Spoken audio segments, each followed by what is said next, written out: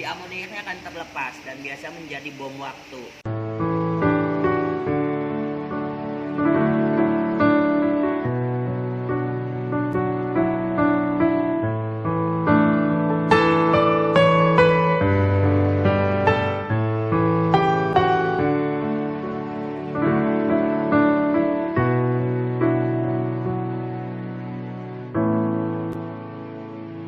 Assalamualaikum warahmatullahi wabarakatuh. Selamat datang kembali di channel kami, di channel Kompoting Farm Majalengka. Untuk kesempatan kali ini saya akan membuat video tentang media filternya. Kalau di video kemarin saya menjelaskan pembuatan kolam dan pembuatan chambernya, cuman saya akan mengulas lebih detail tentang media filter yang digunakan yang ada di chamber yang kemarin. Fungsi dari media filter yang kemarin yaitu membuat atau menjaga kualitas air supaya tetap baik, ya, supaya kualitas air juga tetap jernih. Cuman jangan berpatokan terhadap tingkat kejernihan air, karena air jernih juga belum tentu menunjukkan kualitas yang baik juga. Lebih detailnya mari kita bahas satu persatu. Sampel dari setiap media filter sudah saya siapkan di meja sebelah atas. Untuk media filter, teman-teman nanti harus paham bahwa ada beberapa pengelompokan tentang media filter. Yang pertama, mungkin teman-teman yang pernah dengar ada yang bilang cuma dua, media filter mekanis, media filter biologis.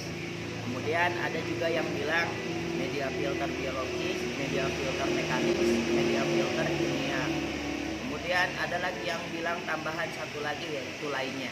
Nah, di sini saya akan menjelaskan apa saja sih yang termasuk kepada media filter mekanis, kemudian media filter biologis, kemudian kimia dan lainnya. Untuk yang pertama di sini sudah saya siapkan, ya. Ini termasuk ke dalam contoh media filter yang mekanik, dimana banyak sekali selain yang saya pakai di sini, ya. Kalau ini namanya jaring nelayan, mungkin biasanya teman-teman beli itu sudah di packing, ya, sudah dipakai jaring lagi, pakai kantong lagi. Ini saya bongkar saja tadi, ya, untuk sampel, ngambil sebagian. Ini masuk ke dalam media filter mekanis. Kemudian ada yang hitam, ini spon kasar, atau kalau teman-teman beli online, teman-teman bisa cari namanya biofoil, ya. Ini spon kasar warna hitam. Nah, selain dua jenis media filter yang ada di sini, media filter kimia, mekanis, itu ada jet map, mungkin yang budgetnya agak lumayan. Kemudian teman-teman bisa juga menggunakan injuk, atau teman-teman juga bisa menggunakan brush, ya, yang mungkin nanti teman-teman bisa searching di internet brush untuk media filter mekanis seperti apa, ya. Nanti saya tampilkan di sebelah sini gambarnya, nanti teman-teman bisa cari di online jika teman-teman ingin menggunakan media filter brush. Selain media filter mekanis, fungsinya dulu, ya. Fungsi media filter mekanis digunakan untuk menyaring kotoran yang sifatnya kasar. Jadi yang kayak misalkan teman-teman misalkan di kolamnya terlalu banyak kotoran, itu biasanya masuk dulu ke mekanis atau disaring kasar dulu. Nah, setelah disaring, kemudian masuk ke kimia atau masuk ke biologis. Nah, di sini sudah saya siapkan dua jenis media yang sering digunakan untuk media filter biologis.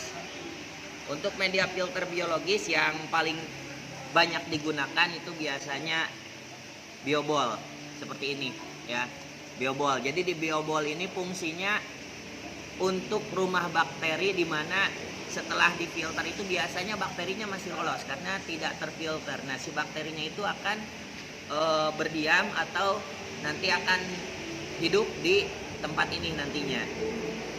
Kemudian selain biobol, ya. Biobol ada dua ya, mungkin ada biobol rambutan seperti ini, ada yang biobol kayak bola golf. Nah, itu biobol. Kemudian selain biobol, yang saya gunakan di sini ada batu gombong ya, batu gombong. Ini batu gombong. Kemudian ada batu apung. Fungsinya hampir sama, dimana sebagai tempat untuk bakteri itu bisa tinggal atau rumah bakteri. Itu untuk media filter yang digunakan untuk biologis, cuman fungsinya menjadi rumah bakteri.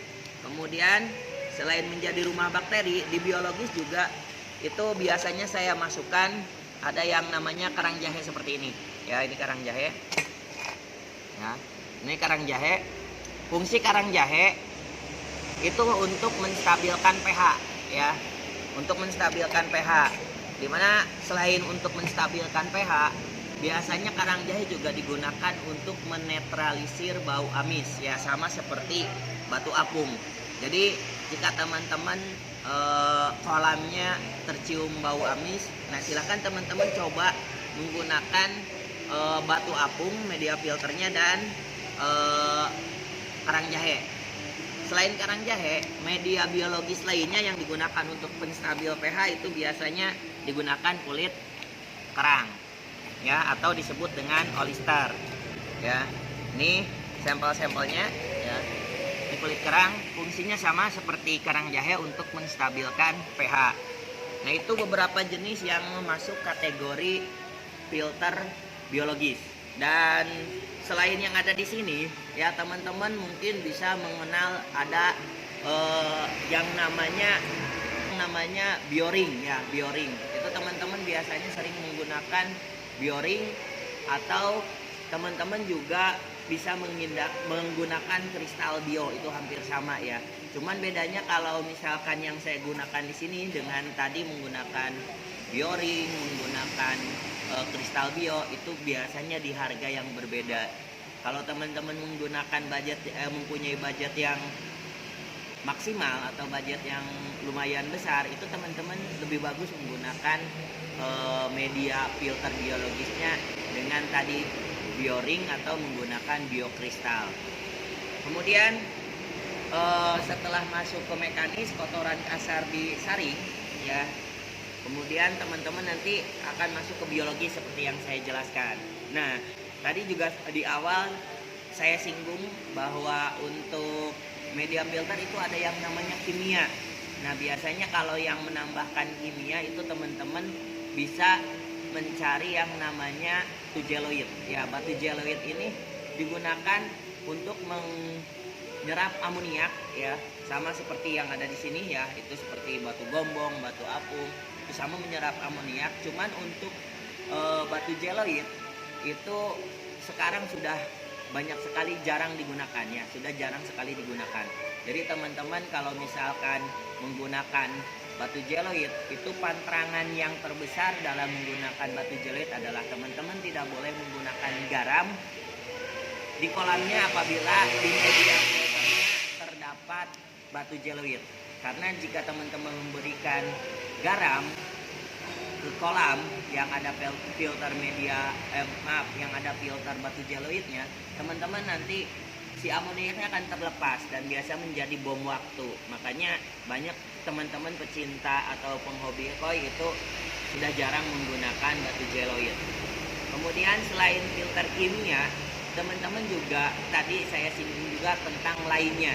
Nah, di sini dimana di lainnya itu biasanya saya menambahkan lampu UV ya, lampu UV.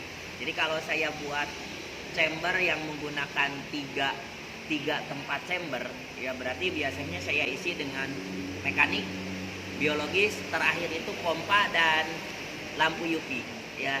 Jadi jika teman-teman kolamnya outdoor, teman-teman bisa menggunakan lampu UV sebagai pembunuh lumut ya, atau pembunuh alganya. Jadi kalau misalkan kolam teman-teman berlumut, coba dimasukkan lampu UV di chamber ketiga. Jangan memasukkan lampu UV di kolamnya langsung ya. Jadi sebelum kembali ke kolam, itu teman-teman kasih dulu di chamber akhirnya berbarengan dengan pompa itu menggunakan lampu UV. Mungkin itu yang bisa saya sampaikan. Sebelum saya tutup, jangan lupa teman-teman untuk klik tombol subscribe, kemudian nyalakan loncengnya. Apabila video ini bermanfaat, silakan teman-teman share ke teman-teman yang lain, supaya teman-teman yang lain bisa mendapat ilmu yang bermanfaat lagi dan bisa menjalin tali silaturahmi yang lebih erat lagi. Wabillahi taufiq wal hidayah. Wassalamualaikum warahmatullahi wabarakatuh. Salam Koilover.